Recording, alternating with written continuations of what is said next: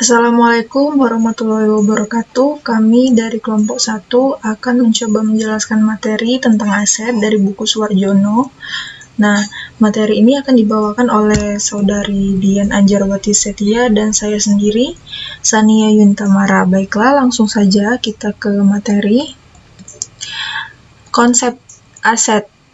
Nah, konsep aset di sini yaitu teori elemen statement keuangan tidak terbatas pada penalaran tentang definisi, tetapi meliputi pula penalaran tentang pengukuran, penilaian, pengakuan, penyajian, dan pengungkapan. Penalaran ini menjadi dasar dalam pemilihan kebijakan baik pada tingkat perekayasaan maupun penetapan standar. Nah, konsep kesatuan usaha menegaskan bahwa perusahaan merupakan entitas yang berdiri sendiri dan tidak atas namanya sendiri, dan perusahaan menjadi fokus pelaporan. Jadi fungsi pengelolaan dan pemilikan terpisah sehingga keduanya dipandang sebagai hubungan bisnis. Hubungan bisnis dapat dipertahankan kalau aset yang dikelola manajemen selalu ditunjukkan asal atau sumbernya. Setelah badan usaha berdiri dan pemilik menanamkan dana ke badan usaha, upaya badan usaha dalam mendatangkan pendapatan dilakukan dengan menyediakan barang dan jasa yang melibatkan pemerolehan berbagai aset. Nah, aset merupakan elemen raca yang akan membentuk informasi semantik berupa posisi keuangan, yang jika dihubungkan dengan elemen yang lain, yaitu kewajiban dan ekuitas. Di sini ada karakteristik utama aset, yaitu yang pertama manfaat ekonomi masa datang yang cukup pasti. Yang kedua yaitu dikuasai atau dikendalikan oleh entitas. Yang ketiga timbul akibat transaksi masa lalu.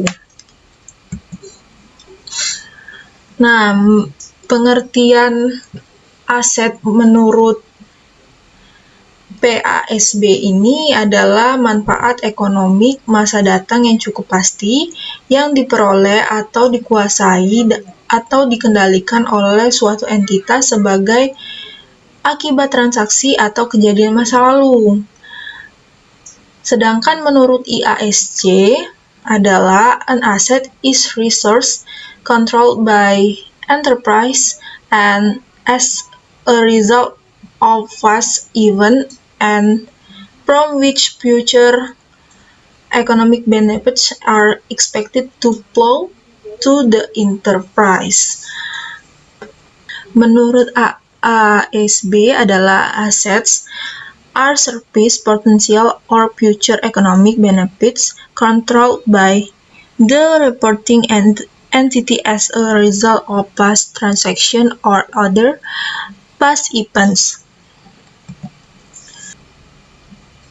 Nah, menurut APB dan IJIRI, mendefinisikan aset sebagai sumber ekonomi karena adanya unsur kelangkaan, sehingga suatu entitas harus mengendalikannya dari akses pihak lain melalui transaksi ekonomi. APB juga membedakan aset menjadi yang digolongkan sebagai sumber ekonomi. Nah, di sini ada 5 golongan. Yang pertama itu sumber produktif. Nah, sumber produktif dibagi menjadi 2 lagi, yaitu yang pertama sumber produktif kesatuan usaha yang meliputi bahan baku, gedung, pabrik, perlengkapan, sumber alam, paten dan semacamnya, jasa dan sumber lain yang digunakan dalam produksi barang dan jasa. Yang kedua yaitu hak kontraktual. Atas sumber produktif meliputi semua hak untuk menggunakan sumber ekonomi pihak lain dan hak untuk mendapatkan barang atau jasa dari pihak lain. Golongan yang kedua yaitu produk yang merupakan keluaran kesatuan usaha, terdiri atas yang pertama barang jadi yang menunggu penjualan, dan yang kedua barang dalam proses. Nah, golongan yang ketiga yaitu uang, yang keempat klaim untuk menerima uang, yang kelima hak pemilikan atau investasi pada perusahaan lain.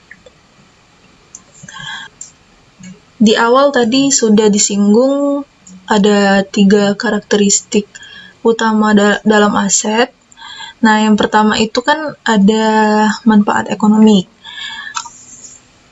Manfaat ekonomi itu artinya untuk dapat disebut sebagai aset, suatu objek harus mengandung manfaat ekonomi di masa datang yang cukup pasti.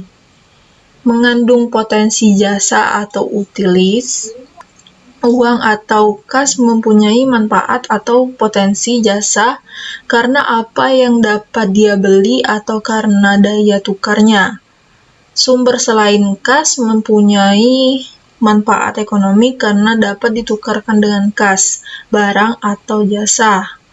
Karena dapat digunakan untuk memproduksi barang dan jasa atau karena dapat digunakan untuk melunasi kewajiban.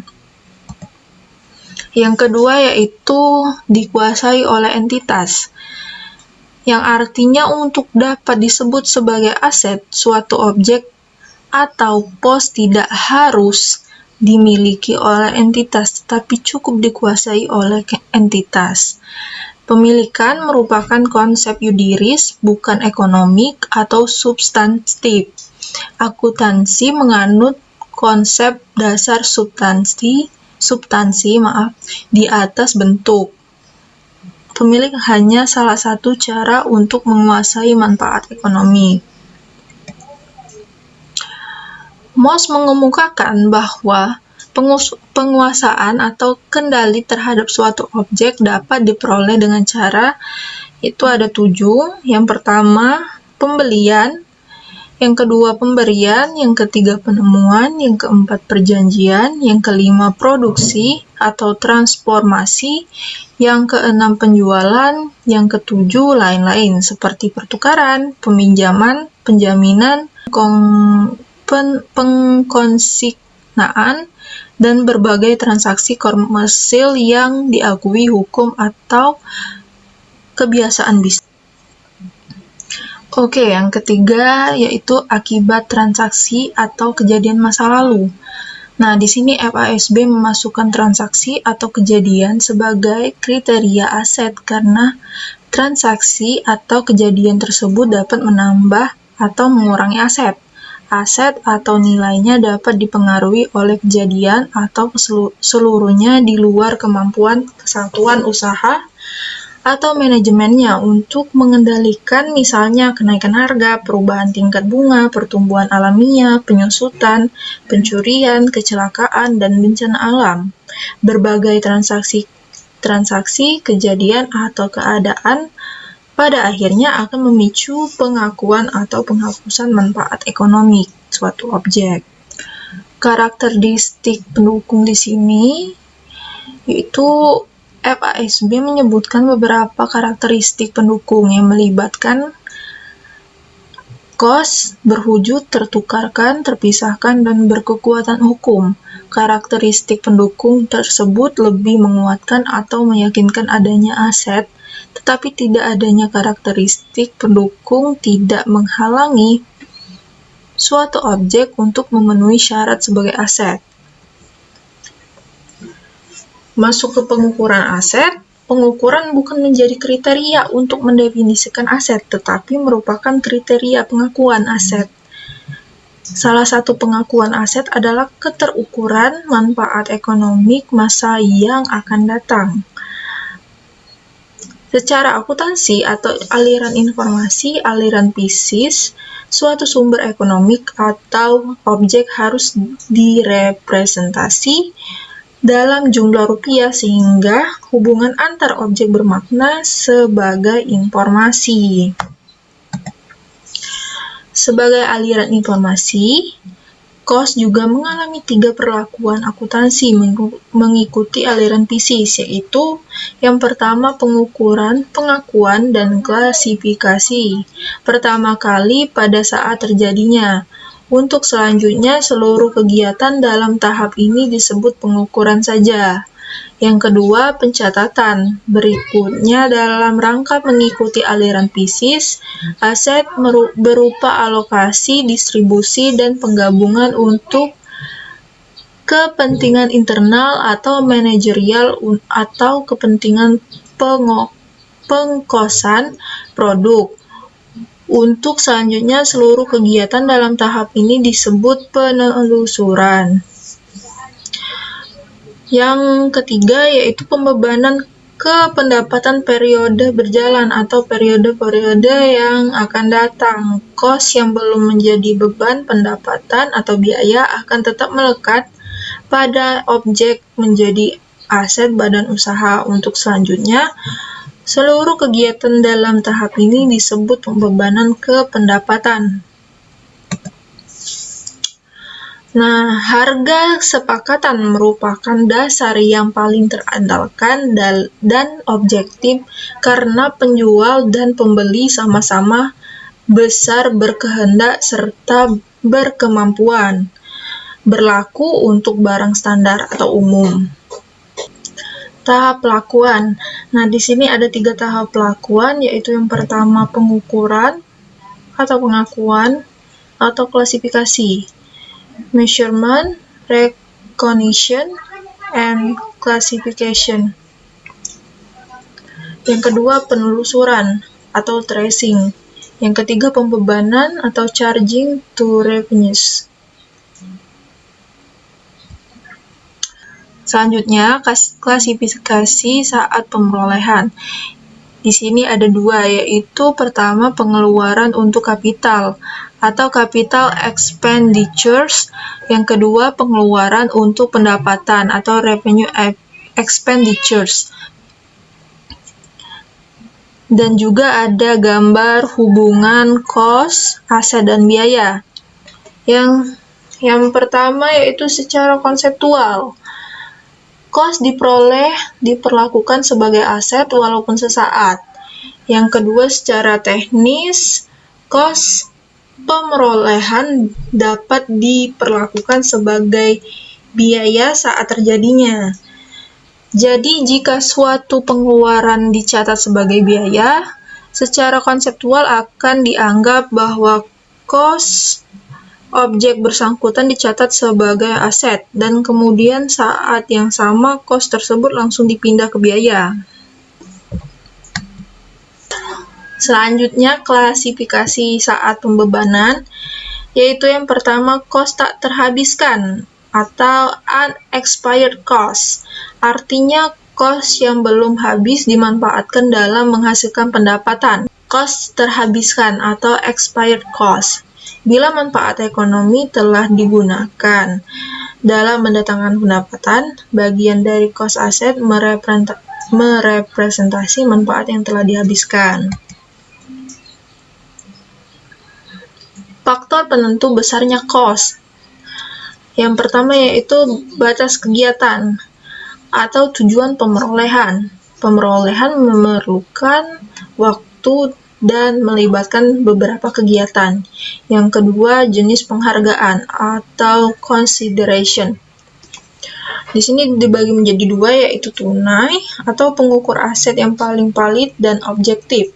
Yang kedua, non-tunai atau non-cash, secara tunai dan cost tunai terkandung. Baiklah, penjelasan berikutnya akan disambung oleh Saudari Dian Anjarwati Setia. Atas perhatiannya saya ucapkan terima kasih. Wassalamualaikum warahmatullahi wabarakatuh. Melanjutkan, kali ini kita berada di jenis penghargaan non-cash.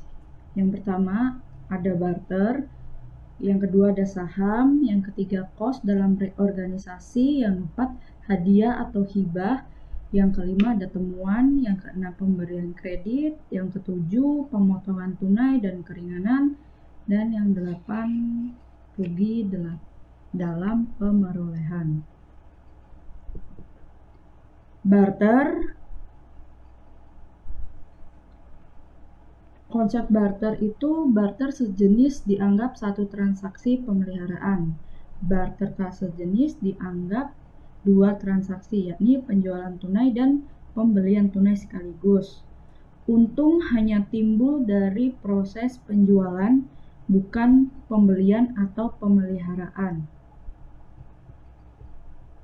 Adapun prinsip-prinsip penentuan kos aset yang diterima dalam barter atau pertukaran, yang pertama, pertukaran tak sejenis tanpa pembayaran tombok. Di sini aset yang diterima dicatat sebesar nilai wajar atau pasar aset yang diserahkan atau nilai wajar aset yang diterima, mana yang lebih mudah atau yang lebih jelas ditentukan, untung atau rugi yang timbul diakui pada saat pertukaran. Kemudian yang kedua, pertukaran aset tak sejenis dengan pembayaran tombok. Aset yang diterima dicatat sebesar nilai pasar aset yang diserahkan ditombok atau dibayar nilai wajar pasar aset yang diterima. Dalam hal ini, nilai pasar aset yang diserahkan menunjukkan kas yang akan diterima seandainya aset tersebut dijual. Untung atau rugi yang timbul diakui pada saat pertukaran. Kemudian, yang ketiga, pertukaran sejenis tanpa pembayaran tombok. Aset yang diterima dicatat sebesar nilai buku atau pasar aset yang sudah diserahkan. Mana yang lebih rendah? Ini menunjukkan kalau terjadi untung, maka untung tidak diakui. Dan sebaliknya, kalau terjadi rugi, maka rugi tersebut diakui pada saat transaksi. Kemudian yang keempat, pertukaran sejenis dengan pembayaran tombok. Aset yang diterima dicatat sebesar nilai buku aset yang diserahkan ditambah tombok nilai yang diserahkan ditambah tombok mana yang lebih rendah. Ini juga berarti bahwa kalau terjadi untung maka untung tidak diakui, dan sebaliknya jika terjadi rugi, rugi tersebut diakui pada saat transaksi. Selanjutnya, pertukaran sejenis dengan penerimaan tombok. Jika terjadi rugi, aset yang diterima dicatat sebesar harga pasar aset yang diserahkan dikurangi kas yang diterima. Ini berarti rugi yang terjadi diakui pada saat terjadinya transaksi. Jika terjadi untung, aset yang diterima dicatat sebesar nilai buku aset yang diserahkan dikurangi porsi nilai buku aset yang diserahkan dianggap dijual, atau nilai pasar atau wajar aset yang diserahkan dikurangi untung tangguhan. Kemudian saham sebagai penghargaan. Saham sebagai penghargaan merupakan salah satu bentuk pemerolehan aset dengan barter. Dalam beberapa hal, jumlah setara saham dapat dicari dengan membandingkan harga tunai jenis saham yang sama untuk memperoleh dana tunai atau kas yang diterbitkan kira-kira bersamaan dengan penyerahan saham untuk memperoleh aset bersangkutan. Kemudian ada kos dalam reorganisasi. Jika suatu perusahaan sudah berjalan atau beroperasi cukup lama, kemudian mengalami reorganisasi, perusahaan tersebut biasanya tidak mempunyai data kos yang memadai untuk menentukan kos aset yang dikuasainya.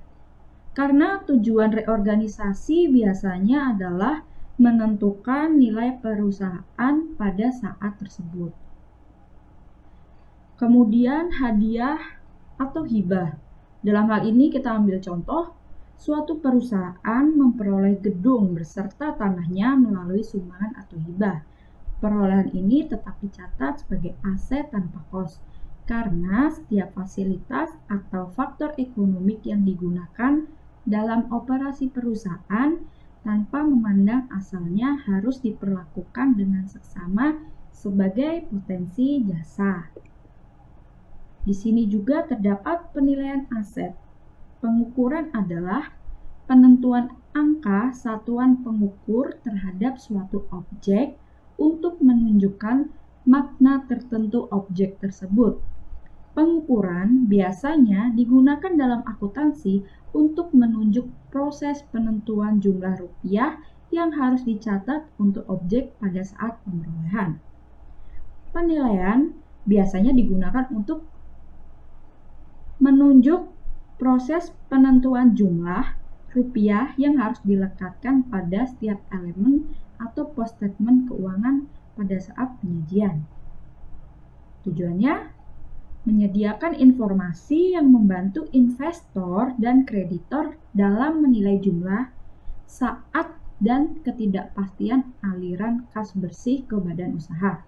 Kemudian menyediakan informasi sematik berupa posisi keuangan, profitabilitas, likuiditas, dan solvensi.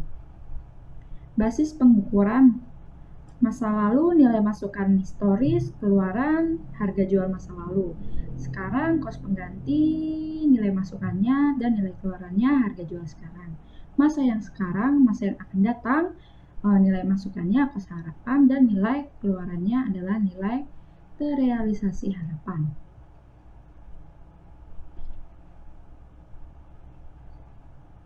Di sini nilai pertukaran sebagai basis penilaian. Nilai pertukaran, konsep ini dimasukkan dan konsep nilai masukan dan keluaran sebenarnya berkaitan dengan konsep kesatuan usaha yang dianggap menguasai sumber ekonomi dan harus mempertanggungjawabkan aset tersebut.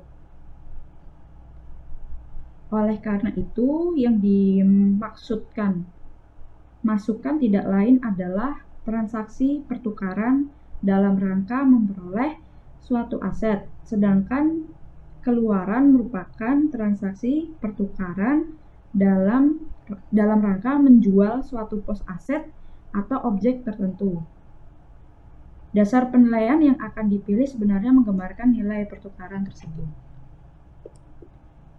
Kemudian di sini didasarkan atas jumlah rupiah yang harus dikeluarkan atau dikorbankan untuk memperoleh aset atau objek jasa tertentu yang masuk dalam unit usaha.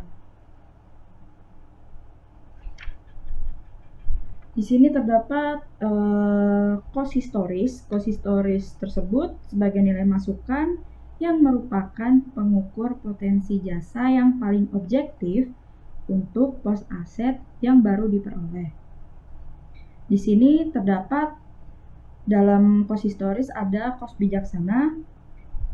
Kos bijaksana merupakan kos yang selayaknya manajemen bijaksana atau hati-hati bersedia membayarnya untuk suatu objek.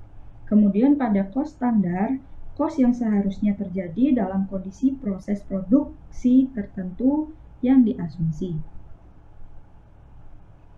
Kemudian pada kos pengganti atau kos masukan sekarang menunjukkan jumlah rupiah harga pertukaran atau kesepakatan yang diperlukan sekarang oleh unit usaha untuk memperoleh aset yang sama jenis dan kondisinya atau penggantinya yang setara atau ekuivalen. Ada beberapa alternatif penilaian lain yang masuk dalam kategori nilai pengganti adalah nilai penafsiran, nilai wajar, dan nilai terrealisasi bersih. Nilai penaksiran itu sendiri adalah taksiran kos sekarang atau nilai sekarang yang ditentukan dengan prosedur dan analisis sistematik oleh pihak independen yang kompeten.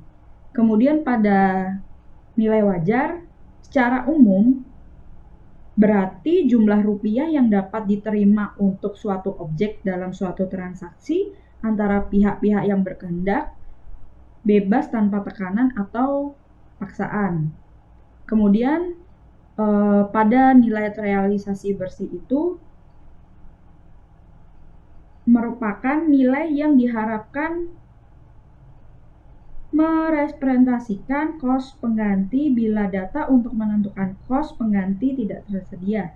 Jadi, nilai terrealisasi bersih dikurangi laba normal merupakan cara untuk menaksir kos pengganti atau kos sekarang. Pada kos harapan, secara semantik, kos harapan merupakan suatu aset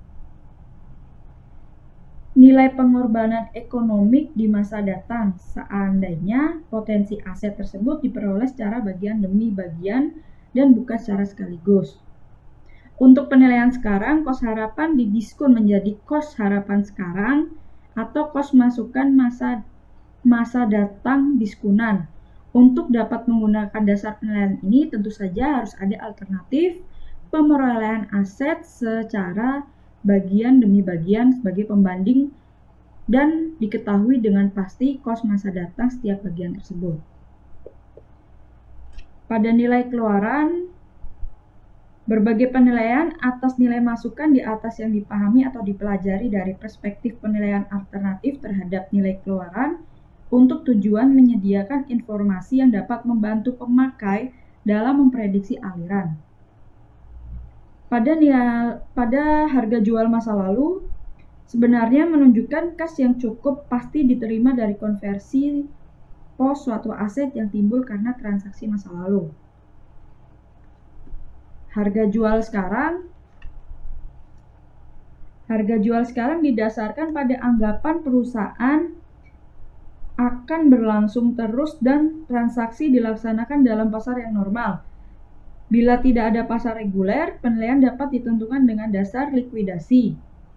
Dasar penilaian ini dapat digunakan sebagai unit usaha yang kemungkinan besar tidak dapat menjual produk atau aset dalam saluran penjualan yang normal apabila unit usaha tidak dapat lagi memanfaatkan seluruh potensi jasa normal yang diharapkan dari suatu aset atau adanya penurunan manfaat ekonomi. Nilai jual sekarang juga didasari oleh konsep setara tunai. Nilai ini menunjukkan jumlah rupiah kas atau daya beli yang dapat direalisasi dengan cara menjual setiap jenis aset di pasar bebas, kondisi perusahaan melikuidasi atau menjual asetnya secara normal. Nilai ini biasanya diukur berdasarkan harga pasar kutipan barang bekas sejenis dengan kondisi yang sama. Pada kos harapan, penerimaan kas masa datang diskunan dari investasi tunggal nilai perusahaan secara keseluruhan ini tidak cocok untuk aset individual. Kemudian ada kos pasar yang lebih rendah. Penilaian atas dasar kos atau pasar yang lebih rendah atau kapiler merupakan kombinasi nilai masukan dan keluaran. Karena pengertian pasar dalam hal ini berarti pasar barang masukan atau keluaran. Penggunaan konsep penilaian ini didasari oleh dasar konservatisme. Bisa dilihat di sini, bila kos pengganti pasar di bawah kos asli lebih tinggi dari nilai terrealisasi atau NTB, kos pengganti tersebut kurang bermanfaat untuk memanfaatkan konservatisme. Dalam situasi ini, selisih kos pengganti dan NTB merupakan penilaian lebih atau overstatement yang menjadikan kapiler ini berarti untuk mengakui adanya rugi akibat penurunan nilai. Kemudian bila pasar lebih rendah dari NTB, selisih pasar dan NTB tidak boleh melebihi laba kotor norma atau LKN. Dengan kata lain, pasar tidak boleh lebih rendah dari NTB sampai LKN. Hal ini dimaksudkan agar perusahaan tidak menurunkan nilai sediaan secara berlebihan, sehingga sediaan tidak mengalami penilaian yang kurang atau understatement. Oleh karena itu, agar kapiler mencapai tujuannya, pasar yang digunakan sebagai dasar penilaian harus dibatasi dalam kisar tertentu, yaitu dalam NTB dan NTB sampai LKN. Kemudian penilaian menurut FASB. Di sini ada historical cost. Historical cost tanah, gedung, perlengkapan pabrik, dan kebanyakan sediaan dilaporkan atas dasar cost historinya, yakni jumlah kas atau setaranya dikorbankan untuk memperolehnya. Cost historis ini tentunya disesuaikan dengan jumlah bagian yang telah didepresiasi atau diamortisasi. Kemudian pada current cost, berapa sediaan disajikan sebesar nilai sekarang atau penggantinya, yakni jumlah rupiah kas atau setaranya yang harus dikorbankan. jika aset tertentu yang sejenis diperoleh sekarang. Kemudian ada current market value. Beberapa jenis investasi dalam surat berharga disajikan atas nilai pasar sekarang, yaitu jumlah rupiah atau kas setaranya diperoleh kesatuan usaha untuk menjual aset tersebut dalam kondisi perusahaan yang normal. Kemudian pada net realizable value itu jenis piutang jangka pendek dan sediaan barang disajikan sebesar nilai terrealisasi bersih, yakni jumlah kas atau setaranya yang akan diterima tanpa didiskon dari aset tersebut dikurangi pengorbanan atau cost yang diperlukan untuk mengkonversi aset tersebut menjadi kas atau setaranya.